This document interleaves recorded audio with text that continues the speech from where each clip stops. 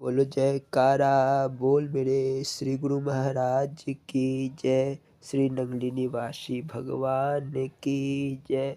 श्री परमहंस दयाल जी महाराज की जय। श्री नंगल विहालन भगवान की जय। श्री परम गुरु भगवान की जय। जय सच्चिदानंद जी। श्री अद्वैत वचनामृत। एक व्यक्ति ने अर्ज किया कि आप भजन को ठहर ठहर कर करने के वास्ते क्यों कहते हैं? घंटा 2 घंटा लगातार भजन करने में क्या हर्ज होता है? श्री महाराज जी ने एक सेवक को बुलाकर पूछा कि आप लगातार भजन करते हैं या कुछ देर ठहर कर? उसने अर्ज किया कि कुछ देर ठहर कर। फिर पूछा, ऐसा क्यों करते हो और लगातार करने में क्या हानि दिखती है? उसने कहा कि भजन करने से सब इंद्रियां अंतर्मुख होने लगती है और भीतरी विषयों का रस लेती है। आँख अंतर के प्रकाश को देखती है, कान अंतर के शब्द सुनते हैं, जीवा ऊपर से टपकने वाले रस का स्वाद लेती है, नासिका अंदर से उठने वाली गंध को सूंघती है, स्पर्श का सुख रोम रोम में प्रतीत होता है, यहाँ तक कि जिह्वा अंदर की तरफ को अपने आप उलटना चाहती है। इस सुख में वृत्ति डूबकर लय या तंद्रा का रूप धारण कर लेती है और साक्षी नहीं रहती। जहाँ साक्षीपन मिटा, मन अपना काम उसी प्रकार करने लगता है जैसे वह स्वप्न में करता है। ऐसा होते ही भजन का अभिप्राय रह जाता है। इसीलिए जब इंद्रियों की वृत्ति अंदर के रसों में डूबने लगे और चैतन्यता मिटने लगे तो भजन रोक कर सावधान हो जाना चाहिए तथा पढ़ना लिखना, सीना पिरोना या कोई और काम ले बैठना चाहिए। परंतु जो भी काम किया जाए उसी में तन मन बिल्कुल लगा रहे और तरफ की वृत्ति ना जाने पाए। किसी कार्य को आरंभ ना करो जब तक तुम यह निश्चय ना कर लो कि इसका परिणाम क्या होगा। राज सेवा देश सेवा है। इसका उद्देश्य जनता को अधिक से अधिक लाभ पहुंचाना है, ना कि ऊंचे पद को प्राप्त करना है। विद्या जीवन को सुखदायी और धार्मिक बनाने के लिए है, ना कि धन कमाने के लिए। जीवन सादा हो पर विचार उच्च कोटि के हो। कार व्यापार वाले के पास व्यर्थ बैठकर उसका समय नष्ट ना करो, बल्कि तुम स्वयं काम करो और उसे भी अपना काम करने दो। किसी के समय को नष्ट करना पाप है। परोपकार और जनता की सेवा में पारितोषिक तो कम है, परंतु परीक्षा और विघ्न बहुत है। मनुष्य को चाहिए कि साहस और श्रद्धा से काम में लगा रहे। बदनामी के साथ हार मानने से हर्ष और भलाई के साथ जोखिम सहना अच्छा होता है। सफलता के समय मनुष्य के हौसले और हिम्मत का पता चलता है, अर्थात असफलता में घबरावे नहीं और सफलता में फूले नहीं। एकांतवास पाप रहित मनुष्यों को ही करना चाहिए। बुराई के बदले भलाई करो और भलाई के बदले बुराई कभी भी नहीं करनी चाहिए। विद्या जीव का कल्याण करने के लिए है, ना कि धन बटोरने के लिए। मीठे वचन बोलने से कुछ खर्च नहीं होता, वरना लाभ ही होता है। जिस उत्तम व्यवहार से तुम प्रसन्न होते हो वैसा ही व्यवहार दूसरों से करो। शारीरिक बल से सुंदर विचार, अच्छा बर्ताव, ठीक तदबीर अर्थात युक्ति, बुद्धिमता और देश हित का दर्जा बड़ा है। आधुनिक सभ्यता का मूल्य अपने अपने खून और पसीने से चुकाना पड़ता है। धन आवश्यक नहीं, शारीरिक बल आवश्यक नहीं, स्वतंत्रता से प्रयोजन नहीं है, स्वास्थ्य आवश्यक नहीं है, केवल सुंदर आचार विचार की आवश्यकता है और उसी से बेड़ा पार लगता है। वह बिगड़ गया तो सब गया।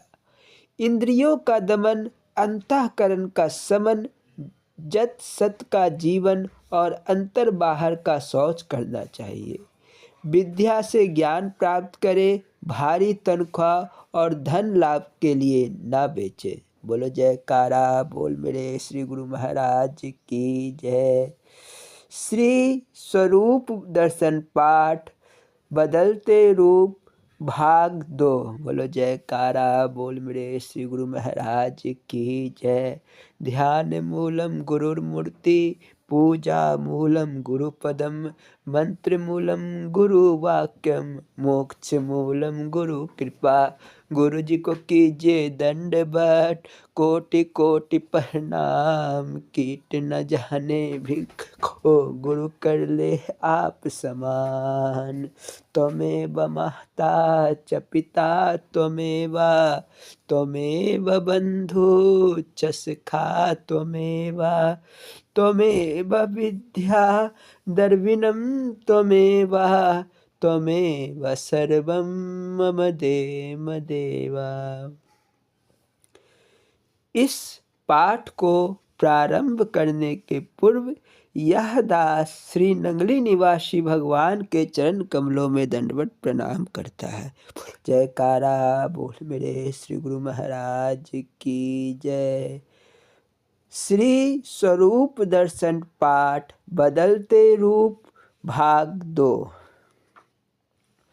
और सत्य ही आज श्री निजात्म स्मारक श्री स्वामी जी की इच्छाओं के अनुरूप अपने इष्ट देव भगवान की महासमाधि के ठीक सामने है।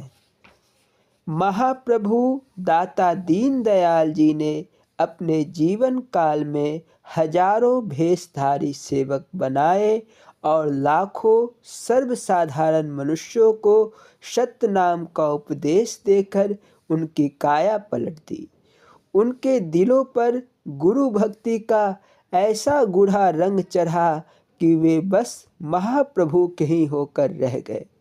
हृदय सम्राट श्री महाराज जी ने सीमा प्रांत पंजाब, सिंध, उत्तर प्रदेश, मध्य प्रदेश और भारत के अनेक नगरों और गांवों में ब्रह्म विद्या का प्रचार प्रसार करने के लिए अनेक आश्रम स्थापित किए थे। आज भी सद्गुरु देव जी के परम शिष्य उन्हीं के चरण चिन्हों पर चलकर जाति, वर्ण, आश्रम और धर्म के भिन्न भेद से ऊपर उठकर सर्व जन साधारण को सद उपदेश देकर लोक कल्याण और जीव उद्धार कर रहे हैं। बहुत से नए आश्रम स्थापित हो चुके हैं और अनेक प्रेमी तप और वैराग्य का भगवा भेष धारण करके श्री सतगुरु देव जी के उपदेशामृत का प्रचार प्रसार कर रहे हैं। सद्गुरु महिमा का कहाँ तक वर्णन की जाए, जहाँ परम संत कबीर जैसे महापुरुष भी सद्गुरु महिमा गाने में असमर्थ रहकर ये कह गए, सब धरती का गद करो, लेखन सब बन राय, सात समंद की मसी करो, गुरु गुण लिखा न जाए। फिर भला इस दास की क्या सामर्थ्य जो महाप्रभु के गुण गायन कर सके।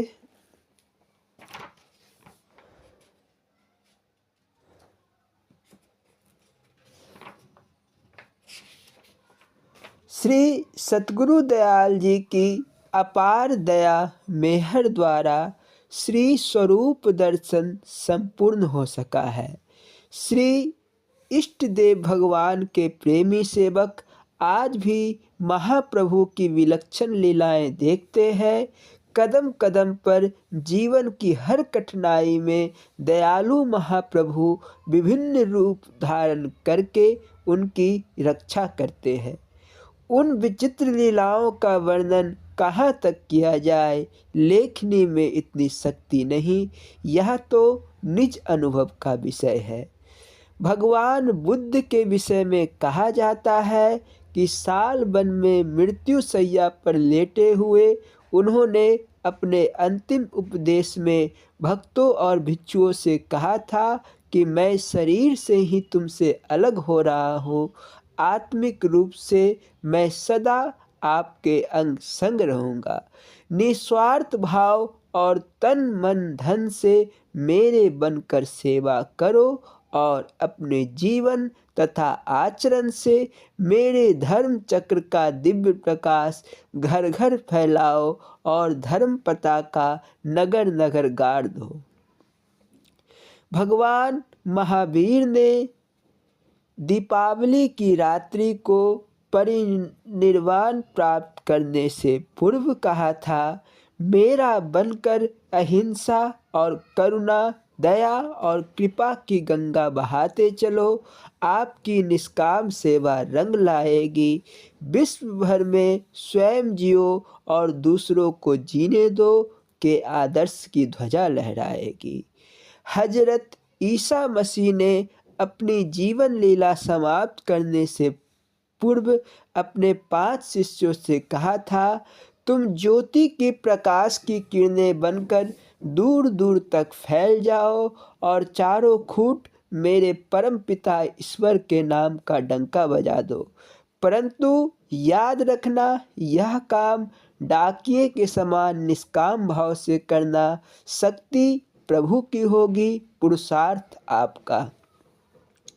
महर्षि आदित्य जैसे वैदिक प्रज्ञा, महर्षि कपिल जैसी दार्शनिकता, पातंजलि जैसी योग बल, भगवान राम जैसी मर्यादा प्रियता, भगवान कृष्ण जैसी शरणागति, गौतम बुद्ध जैसा विवेक, भगवान महावीर जैसी अहिंसा, हजरत ईसा जैसी करुणा, हजरत मोहम्मद जैसी वहदत ए तौहीद, महाप्रभु चैतन्य जैसी प्रेमा भक्ति, संत शिरोमणि कबीर जैसी सहज योग की कमाई, गुरु नानक जैसी नम्रता, गुरु अर्जुन देव जैसी शीतलता, परमहंस राम कृष्ण जैसी सरलता, दादू दयाल जैसी दयालुता, श्री परमहंस दयाल जी जैसी निष्कामता के दिव्य चमत्कार दिखाने वाले महाप्रभु श्री सतगुरुदेव जी ज्योति ज्योत समा गए, परंतु उनकी महक, सुगंध, प्रभुता और दिव्य आभा आज भी साधुओं को और भक्तों के मनों को लुभा रही है और अपनी दिव्य शक्ति के चमत्कार दिखा रही है। श्री नंगली निवासी भगवान, आपके पतित पावन चरण कमलों में सत सत प्रणाम। महाप्रभु, हमें शक्ति दो कि हम आपके चरण चिन्हों पर चलकर अपना जीवन सफल बना सके। श्री सतगुरुदेव जी, अपनी ही वस्तु को आप स्वीकार कीजिए। आनंदपुरी अद्वैत से भय स्वरूपानंदे, जाकी कृपा दृष्टि से मिले निज आत्मानंदे। निज आत्मा को पाए कर रहा न दूसर काम, पूरे सतगुरु से लिया सार शब्द सतनाम। अतः जीवन चरित संपूर्ण इति शुभमस्तु। बोलो जयकारा बोल मेरे श्री गुरु महाराज की जय। श्रद्धा सुमन अगले भाग में। बोलो जयकारा बोल मेरे श्री गुरु महाराज की जय। स्वामी हीरानंदपुरी जी महाराज जी की लीला संस्मरण एवं अमृत प्रवचन। बोलो जयकारा बोल मेरे श्री गुरु महाराज की जय।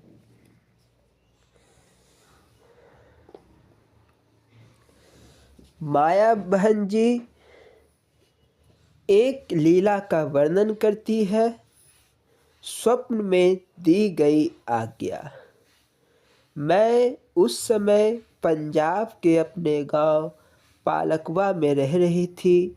गुरु महाराज से मिले हुए एक अरसा हो गया था। स्वभावतः उनके दर्शनों की अदम्य प्यास मन को झुलसाने लगी। इसी क्रम में एक रात महाराज जी ने मुझे स्वप्न में आदेश दिया, दर्शन करना हो तो नंगल आ जाओ। मैं दूसरे दिन ही सुबह ही तैयारी करके आश्रम के रास्ते चल पड़ी। रास्ते में जो कोई भी मिलता उससे पूछने से मन आशंकित हो जाता, कहीं वह यह न कह दे कि गुरु महाराज अभी आश्रम में नहीं है। जब छन्निया खड्ड पार करके आगे बढ़ी तो मुकेरिया निवासी भक्त करोड़ी मल जी सामने से आते हुए नजर आए। जय सच्चिदानंद हो जाने के पश्चात वे बोल ही पड़े, अभी गुरु महाराज नंगल में नहीं है। इतना सुनते ही जैसे मेरे दिल पर एक गहरी ठेस लग गई। मन इतना उदास हो गया कि आगे का रास्ता तय करना कठिन हो गया। मन में ख्याल आया, महाराज ना दर्शन देने के लिए बुलाया तो बाहर क्यों चले गए। महाराज ने दर्शन देने के लिए बुलाया तो बाहर क्यों चले गए। किसी तरह आश्रम में पहुंची। वहां लंगर की इंचार्ज माता आनंदपुरी जी ने बताया, हमें इस समय यह भी पता नहीं है कि महाराज जी अभी कहाँ और किस गांव में सत्संग कर रहे हैं। मैं आश्रम से अनमने भाव से चलकर अपने ननिहाल आसपुर आ गई। लोहड़ी का त्योहार आने वाला था। मैं लोहड़ी तक ननिहाल में ही रह गई। इसी बीच श्री महाराज जी के प्रोग्राम का कोई पता नहीं चल पाया। फिर मैं ननिहाल छोड़कर एक दूसरे गांव में आ गई जहां सत्संग का कार्यक्रम था। वहीं कीर्तन करने बैठे किसी भक्त की ये पंक्तियां मेरे कानों से टकराई। एक तार प्रेम वाले ऐसी पता किसी गुरुमुख प्यारे नो, ए बिन खम्बे बिन तारो मिल दी जह उस प्यारे नो। ऐसा लगा भजन की ये करियाँ जैसे मेरे लिए ही सुनाई जा रही हो। सुनकर ऐसा एहसास हुआ जैसे गुरु महाराज के दर्शन नहीं होने में कहीं ना कहीं मेरी ही अपनी कमी है। गुरु महाराज ने तो दर्शन के लिए बुलाया ही था। अब अगर वे नहीं मिल रहे हैं तो मेरी कमियों के कारण ही। किंतु पता नहीं कैसे मन के कोने से आवाज आई, अब महाराज जी दर्शन दे देंगे। सत्संग के पश्चात रात के समय माता आनंदपुरी जी ने महात्मा चेतनपुरी जी को भेजकर मुझे संदेश दिया, महाराज जी ने नंगल में ही लोहड़ी मनाई है। माया को दर्शन करना है तो नडाला गांव आ जाए। फिर उसी रात महाराज जी ने दोबारे स्वप्न में आदेश दिया, तू नडाले ना आना, वहाँ तुझे दर्शन नहीं होंगे। मैं सीधे नंगल आश्रम की ओर चल पड़ी। वहाँ महात्मा जी से बोली, मैं कभी नडाला गई नहीं हूँ, कृपया मार्गदर्शन कराए। महात्मा जी ने नडाले जाने का रास्ता बता दिया। मैं उनके निर्देशन अनुसार अपने नाना जी के साथ नडाला पहुंच गई, जिसके घर महाराज जी का प्रोग्राम था। उसका नाम था माया देवी। रास्ते में किसी ने बताया उनके घर एक संत आए थे, रात में रहकर अब यहाँ से चले गए हैं। मन फिर उदास हो गया। रात में जो स्वप्न आया था उसकी सच्चाई सामने आ गई। मैं किसी तरह माया देवी के घर पहुंची और महाराज जी का ठौर ठिकाना पूछा।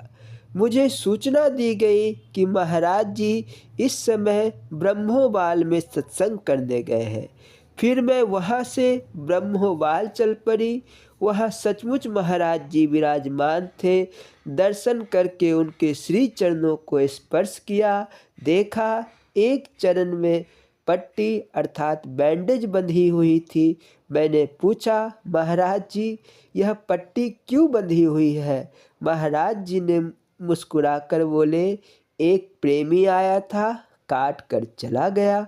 बाद में पता चला कि उस रात एक जहरीले सांप ने महाराज जी को डस लिया था। यह पट्टी उसी घाव पर बांधी गई है। पता नहीं इन महापुरुषों के साथ ऐसे जीवों की शत्रुता का क्या मतलब निकाला जाए। मैंने समय निकालकर महाराज जी से पूछा, आपने तो मुझे नंगल में दर्शन के लिए बुलाया था, फिर मिले नहीं, यह कैसे हो गया? महाराज जी बोले, तूने आकर जहाँ दर्शन किया है वह सब नंगल ही है। दर्शन करने थे सो हो गए। बोलो जयकारा बोल मेरे श्री गुरु महाराज की जय। स्वामी हीरानंदपुरी जी महाराज जी के अमृत प्रवचन। बोलो जयकारा बोल मेरे श्री गुरु महाराज की जय। यह प्रवचन प्रारंभ करने के पूर्व यह दास स्वामी हीरानंदपुरी जी महाराज जी के चरण कमलों में दंडवत प्रणाम करता है। जयकारा बोल मेरे श्री गुरु महाराज जी की जय। सेवा भाव साभार ईश्वर स्वरूप दर्शन हीरा प्रकाश। स्वामी हीरानंदपुरी जी महाराज जब अपने अमृत प्रवचनों को प्रारंभ करते थे तो प्रारंभ करने के पूर्व हरिओम की ध्वनि लगवाते थे। बोलना जी, हरिओम हरिओम हरिओम। सेवा भाव दोहा। सेवक सेवा ही करे, अंत कहीं नहीं जाए। शीतोषण सुख दुख सहे, हीरानंद समझाए। सेवक सेवा धर्म गहे, त्यागे आन उपाय। जो देवे पहरे सोई, जो दे अन्न सो खाए। सेवक सेवा में रहे, सेवा त्यागत नाही। तन मन धन अरु बचन से, हीरा सेवा काम ही। मान कामना त्याग कर, सेवा काम कमाए। हीरानंद सेवक कभी, 84 नहीं जाए। सेवक सेवा ही करे, भावे होवे दुख। हीरा सेवा कमाई कर, पीछे पावत सुख। तन मन धन भेटा करे, रहे सेवा के बीच। हीरा सेवा सुमिरन से, त्याग कर्म सब नीच। बर्तन वस्त्र भूषण सुत दारा घर बार। सब गुरु के अर्पण करो, हीरा आपा डार। जो सेवक सेवा करे, सेवक पूरा सोए। हीरा सेवा किए बिना, सेवक कभी न होय। सेवा फल मांगत नहीं, सेवा करे कुशलात। हीरानंद तिस सेवक की, काल करत नहीं घात। सेवक सेवा करत है, 8 पहर दिन रात। हीरानंद सुसेवक है, सतलोक को जात। फल मांगे सेवा करे, ताही मिले नहीं राम। हीरानंद कुसेवक है, चाहे चौगुन दाम। सब कुछ सतगुरु पास है, पावे भक्ति भाव। हीरा सेवा भक्ति करी, परे जो पूरा दाव। जहाँ से बरजे सतगुरु, शिष्य करे सोई काम। हीरा काल छूटे नहीं, मिले न मुक्ति राम। गुरु कहे सो कीजिए, सब कारज सिद्ध होय। हीरा अमर पद पाइए, जन्म मरण नहीं कोय। जाके राखे सतगुरु, तैसे रहे शिष्य धर्म। हीरा पावत मुक्ति पद, छूटत सब ही कर्म। जहाँ राखे तहाँ ही रहे, जो देवे सो खाए। हीरा मारे मर रहा, बेचे तो बिक जहाए। सतगुरु को भावे नहीं, सो शिष्य करे न कोई। हीरा सेवक सेवा करे, बल बुद्धि आपा खोय। गुरु की आज्ञा में रहे, मान आलस खोय। हीरा जीवित क्या बने, गुरु करे सो होय। आस करे बैकुंठ की, सेवा में दृढ़ नाही। हीरा सेवा भक्ति बिना, रहे 84 माही। सेवक कहावे आपको, चले दुष्ट की चाल। सेवा सुमिरन ध्यान से, हीरा होए निहाल। सेवा पूजा महिमा करे, साचा सेवक सोए। हीरा सतगुरु दया से, पार उतारा होय। सेवा सबकी नित करे, जान राम के जीव। हीरा समदृष्टि नहीं, ज्ञानी संत अतीब। सेवा द्वारा सर्व को, करे प्रसन्न सन्मान। दुख ना काहो को देवे, सो ज्ञानी ही परमान। सबकी सेवा कीजिए, महिमा अरु सन्मान। हीरा प्राणी मात्र को, जाने ब्रह्म समान। बहुरूपिया है आत्मा, नारी पुरुष नहीं कोई। हीरा जिस देह में बसे, भाव दिखावे सोई। अपमान किसी का ना करे, नीचा छोटा जान। हीरा आप से सर्व को, सब विधि ऊंच मान। धन बल यौवन जाति का, करिए ना अहंकार। हीरा से वह ज्ञान से, मन पापी को मार। बोल मेरे श्री गुरु महाराज की जय। प्रिय सत्संगियों, श्री सतगुरुदेव इष्ट देव की सेवा तो अपना सर्वस्व निछावर करके निष्काम निर्माण निरालस होकर नित्य ही करना चाहिए। सतगुरु की सेवा के लिए कबीर जी सेवक को इस प्रकार कहते हैं, सेवक सेवा में रहे, अंत कहो नहीं जाए।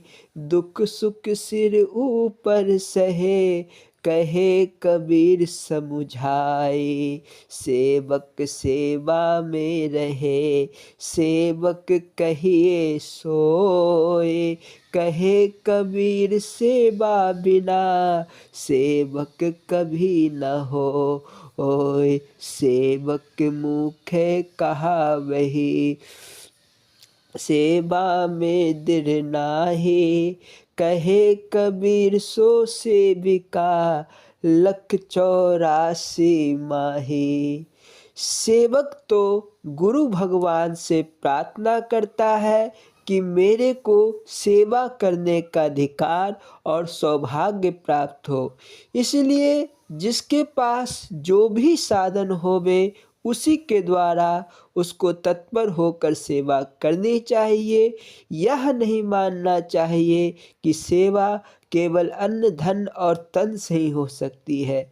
सेवा तो सर्व प्रकार से हो सकती है। केवल सेवा करने के लिए सेवा भाव से हृदय रूपी पात्र भरपूर होना चाहिए, अथवा यही समझना चाहिए कि मेरा जीवन केवल गुरु भगवान और परमेश्वर के प्राणी मात्र की सेवा के लिए है। तो जो गुरु भगवान की दी हुई सामग्री मेरे पास धरोहर है, उसी से मैं अपने भगवान की सेवा कर सकता हूँ।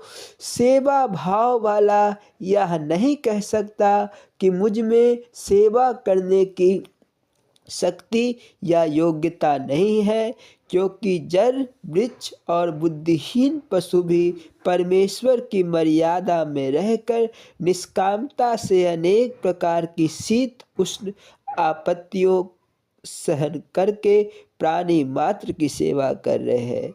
तो परमेश्वर ने मेरे में पशु वृक्ष आदि से कौन सी बात की कमी रखी है, किंतु मेरे पास भी सेवा के लिए सब कुछ ही है। मोर ध्वज ने पुत्र देकर हरिश्चंद्र ने राज, स्त्री पुत्र देकर शिवी ने तन देकर, दधीची ने अस्थि देकर, द्रौपदी ने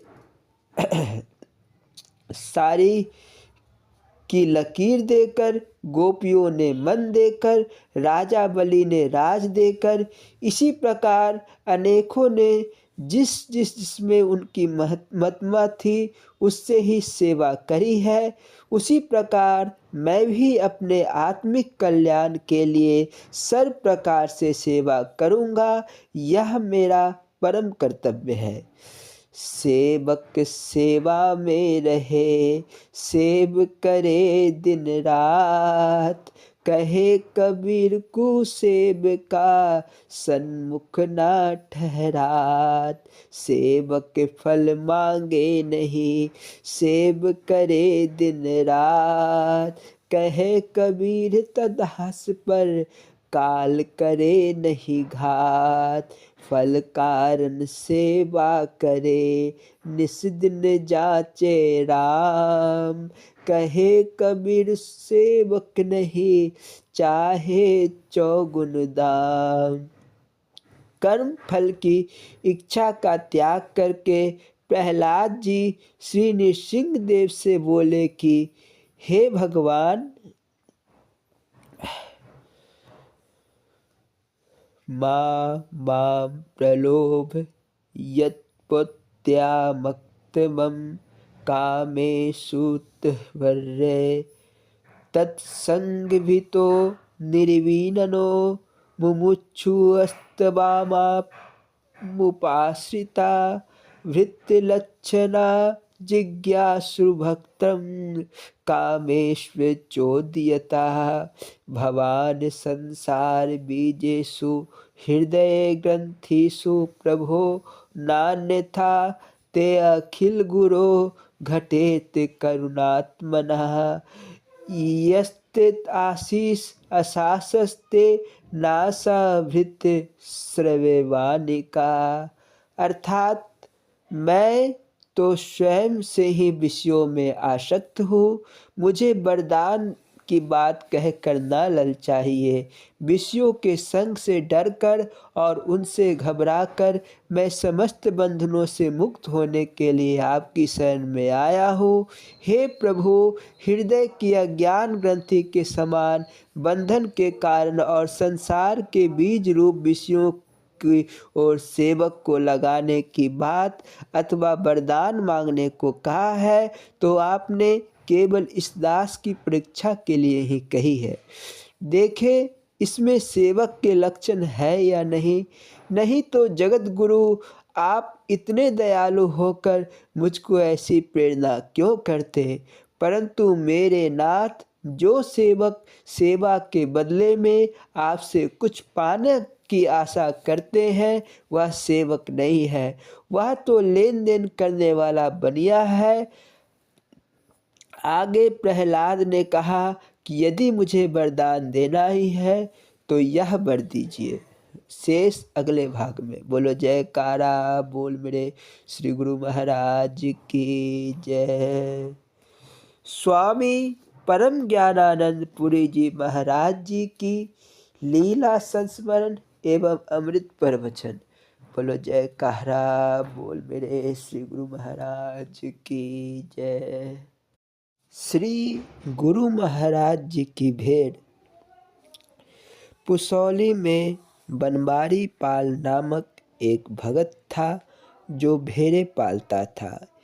एक बार स्वामी भास्करानंद जी ने उससे पूछा कि जिनके पास जमीन है वे जमीन दे रहे हैं, तुम भी भेड़ ही रख दो श्री महाराज जी की सेवा में। उसको भी यह बात जच गई और उसने एक भेड़ श्री महाराज जी के नाम से रख छोड़ी। अब जब भी उस भेड़ के बारे में कुछ बोलता तो उसे महाराज जी की भेड़ कहकर पुकारता।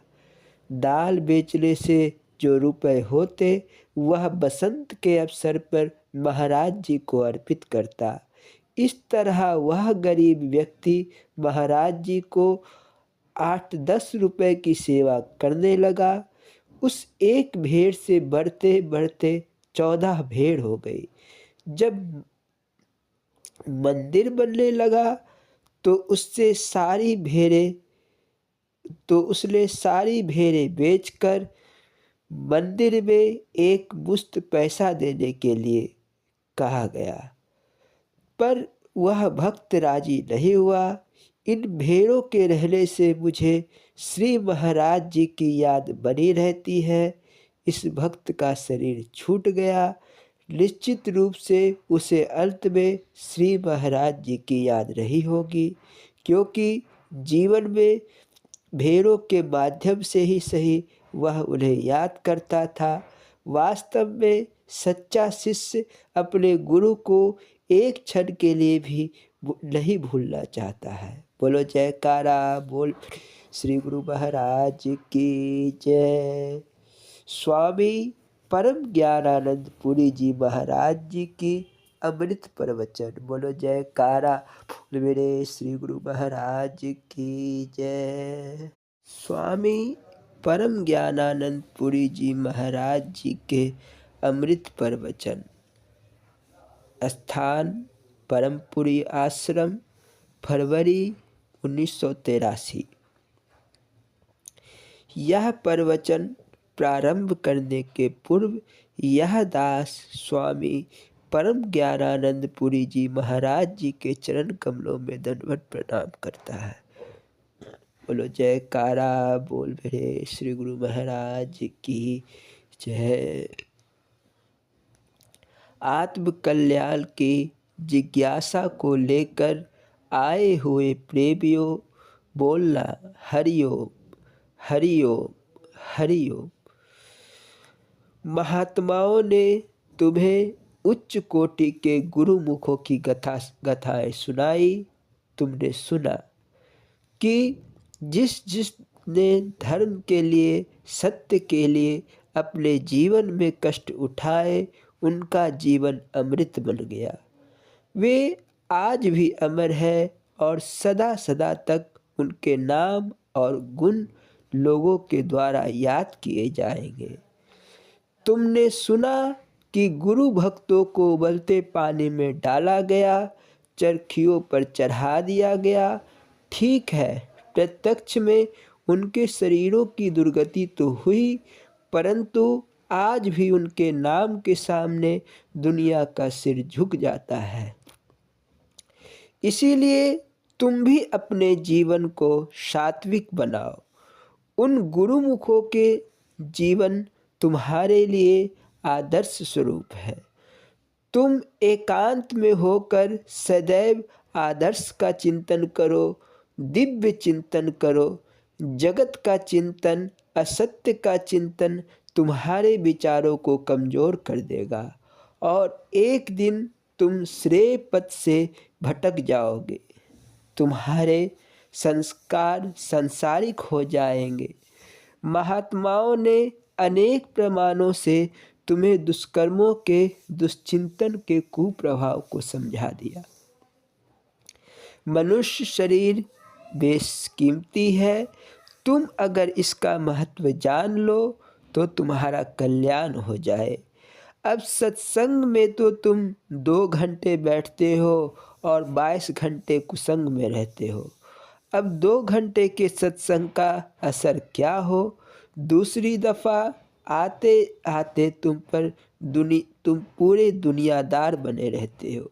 देखो, गुरुमुख का दर्जा बहुत बड़ा होता है, उससे बड़ा दर्जा तो किसी का नहीं होता। गुरु महाराज जैसे तुम्हारे लिए कहते हैं, अगर तुम वैसा बनने के लिए प्राणपण से तैयार हो जाओ तो कल्याण ही हो जाए। अब बातों बातों में भी फर्क है। मुझे तो बहुत से नाटकीय ढंग अपनाने पड़ते हैं। मेरे सामने तो तरह तरह के आदमी आते हैं। मैं उन सब का दिल रखने के लिए तरह तरह की बात भी करता रहता हूँ। ना करूँ तो वे दोबारा आए भी नहीं। पहले पहल तो मैं वैसी ही बात करता हूँ जो तुम्हारे मन को अच्छी लगती है, और मैं मन को समझने में मास्टर तो हूँ ही। सत्य बात पहले ही नहीं कहता। देखता हूँ जब तुम आने लगे हो, तुम्हारा मन कुछ कुछ फंस गया है, तब हौले हौले सच्ची बात भी कहना शुरू करता हूँ। पूरा फंसने पर तो खरी खरी सुनाता हो। सत्य कड़वा तो होता ही है, उसमें भी कुछ कुछ मुलम्मा लगाना पड़ता है, कुछ रोचक बनाना पड़ता है। अब एक गुरुमुख होता है, दूसरा मनमुख और तीसरा बेमुख।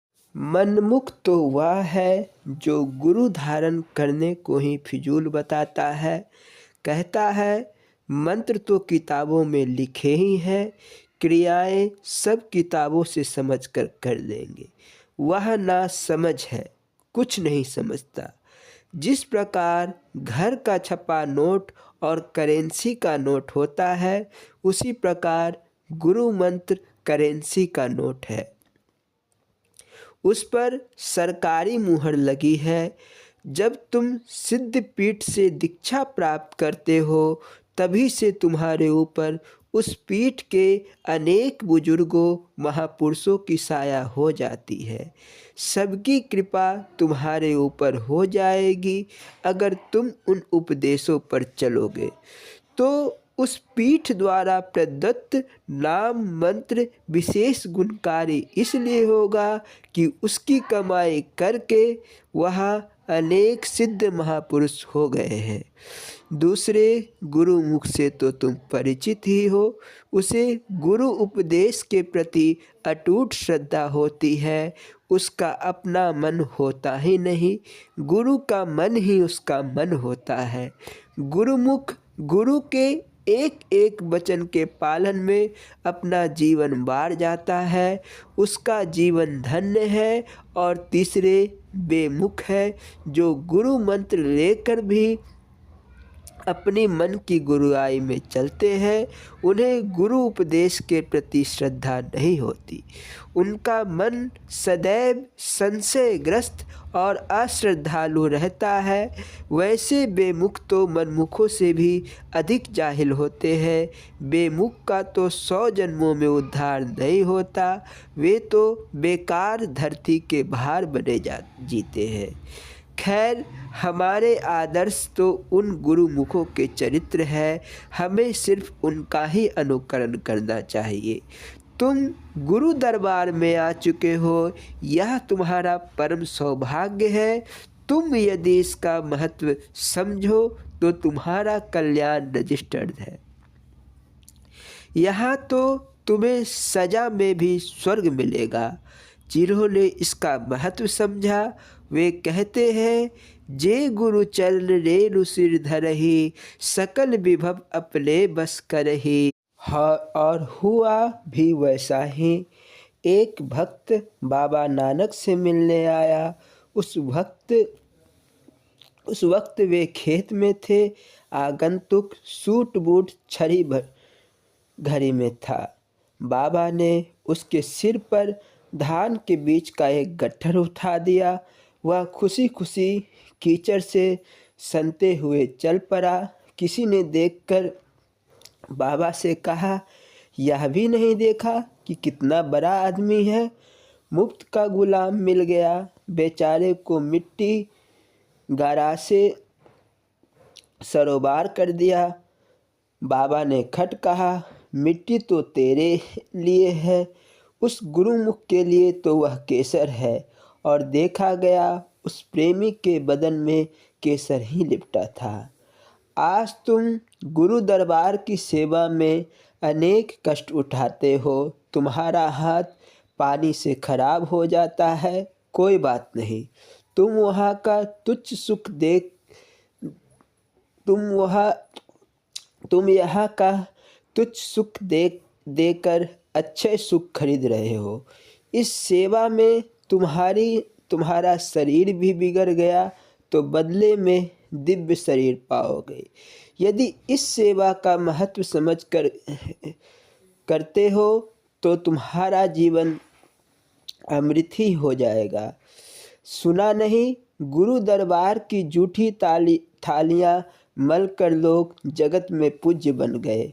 यहाँ झाड़ू लगाकर लोग वहाँ पहुँच गए जहाँ वर्षों तक योग समाधियाँ लगाने वाले भी नहीं गए। गुरु अमरदास की कथा नहीं सुना? पानी के घड़े ढोने से उनके माथे में कीड़े पड़ गए थे। आधी रात में पीछे पांव चलकर वे गुरुदेव के स्नान का जल लाते थे। एक रात घनघोर वर्षा हो रही थी। सब जल थल से एक हो रहे थे। उसी तूफान में वे पानी लेकर आ रहे थे। खाई में पाँव पड़ने से घड़ा लिए गिर पड़े। अगल बगल के लोगों को उनकी यह लीला ज्ञात थी। गिरने से घड़े की आवाज़ हुई तो किसी बुढ़िया ने अपनी झोपड़ी में से ही कह दिया, अमृनिथावा अर्थात अनाश्रित होगा, जिससे इस रात में भी टहल ले लेकर उसका गुरु उसकी जान लिए जाता है। गुरुमुख के प्रति अपशब्द उच्चारण करते ही वह बुढ़िया गूंगी हो गई। सवेरे जब खबर महाराज तक पहुंची तब अमरू की सेवा का पता भी चला, वरना वह निष्काम सेवाव्रती कब अपनी सेवा का जिक्र करने वाला था। महाराज जी का हृदय पसीज गया और अमरू को अनेक आशीर्वाद देते हुए कहा, तू अनाश्रितों को आश्रय देने वाला हो, असहायों के सहायक हो। तू अमरू नहीं, अब से गुरु अमरदास हो। अमरदास को गुरु पद प्रदान किया। उस सेवा ने ही उन्हें गुरु बना दिया। सच्चे गुरुमुख के आगे तो भगवान का राज्य झुक जाता है। भगवान भी सच्चे गुरुमुख के आगे नतमस्तक हो गए। भगवान राम के सामने समस्या थी। रावण के पास ब्रह्मास्त्र है और जिसका बहार अमोघ है। भगवान मर्यादा पुरुषोत्तम थे, उसकी शक्ति को काटकर मर्यादा बिगाड़ते भी नहीं। ऋषि ने कहा, किसी सच्चे गुरुमुख का जूठन खाने से ब्रह्मास्त्र का बाण निष्फल किया जा सकता है। भिल्ली उस समय की अनन्य गुरु भक्ता थी। भगवान ने इसीलिए उस भिल्ली का जूठा बेर खाया। लोग उस प्रेम व्यवहार को क्या जाने। लक्ष्मण ने उन बेरों को फेंक दिया, मगर उन्हें भी खाना पड़ा। अंत में जब तब शक्तिवान लगा संजीवनी बूटी, वे बेर ही तो बन गए थे। ऋषियों के स्नान का तालाब गंदा हो गया था, उसमें कीड़े पड़ गए थे। भगवान राम जब वहाँ गए तो बोले, यह मेरे चरणों के स्पर्श से पवित्र नहीं हो सकता, यहाँ किसी गुरुमुख का अपमान हुआ है। बात यह थी, भिल्ली को उसमें नहाते देखकर ऋषियों ने उसे शूद्र जानकर अपमानित किया था। अंततः उसी भिल्ली ने जब अपना पांव उस तालाब में डाला तो जल शुद्ध हुआ। इस प्रकार भगवान ने स्वयं गुरुमुख का महत्व दिखलाया। अब तुम भी तो भक्ति के रास्ते में लगे हो। कमियां तो सब में होती है, कमियों से घबराने की कोई बात नहीं, मगर कमियों को कमी मानो भी तो।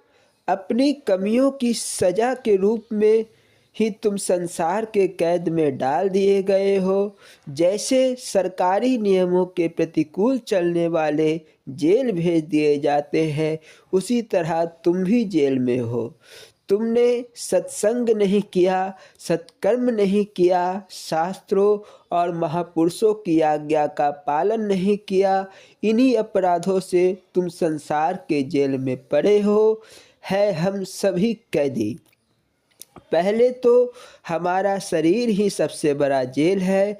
जब कोई हवाई जहाज में चलता है तो कोई साइकिल पर चलता है, कोई लड्डू खाता है, कोई मलाई खाता है, तो कोई रूखी सूखी रोटी, परंतु है सभी कैद में। कोई ए क्लास का कैदी है, कोई बी क्लास का, कोई सी क्लास का। जेल में सुख नहीं होता। अपनी अपनी जगह सभी दुखी है। सुख किसी को नहीं, राजा से रंक तक, विद्वान से महामूर्ख तक। हाँ, एक एक दुख सबन को सुखी संत का दास। यदि दुखों से छूटना चाहते हो तो गुरुमुख बनो। सेवक को ही सबसे बड़ा सुख है। यदि इस जेल से नहीं निकलना है तो करो मनमानी, खाते जाओ जहरीले लड्डू। मूरख हृदय न चेत जो, गुरु बिलहि बिरंचि समा। मूर्ख किसे कहते हैं? जिसने किताबें नहीं पढ़ी है, स्कूल नहीं गया है। केवल वह मूर्ख नहीं है, बहुत पढ़ा लिखा भी महान मूर्ख हो सकता है। बुजुर्गों ने कहा, काम क्रोध मद लोभ की, जब लगी मन में खान, तब लगी पंडित मूर्ख, दोनों एक समान। तुम्हारी महिमा तो तब है जब तुमसे ये दोष निकल जाए। जब जेल ही घर नजर आने लगे तो तुम्हें कौन छुड़ा सकता है। आज तो आवारे जेल से आते हैं तो कहते हैं ससुराल गए थे। छुट्टी का मतलब मरना मत समझ लेना। मर जाने से दुनिया छूट नहीं जाती, मरकर भी बार बार आना पड़ता है। गधा, कुत्ता, सुअर, बिल्ली, मूस जो बनकर आओगे, क्योंकि यहाँ जेल से मन जो लगा बैठे हो, आसक्त हो गए हो इससे, अधर्म को धर्म मान बैठे हो। लोग कहते हैं स्त्री का गुरु उसका पति होता है, पर कैसा पति? राम जैसा। क्या चोर, जुआरी, परस्त्रीगामी, शराबी, लोभी, धूर्त पति भी भगवान हो जाएगा? मरते वक्त मन जहाँ जाता है जन्म वही होता है। स्त्री का मन मरते वक्त वैसे ही पति में चला गया तो हो गया बेड़ा पार। पहले की पत्नी पति में अपना मन लगाती थी और पति भगवत परायण होते थे। उनका मन एक पल भी सत्य से नहीं हटता था। अब तो पत्नी अपने मन पति में देवे, उधर पति देवता का मन है दुकान में, शराब की भट्टी में, पराए धन में। फिर पत्नी मरकर दुकान की चूहिया ही तो बनेगी।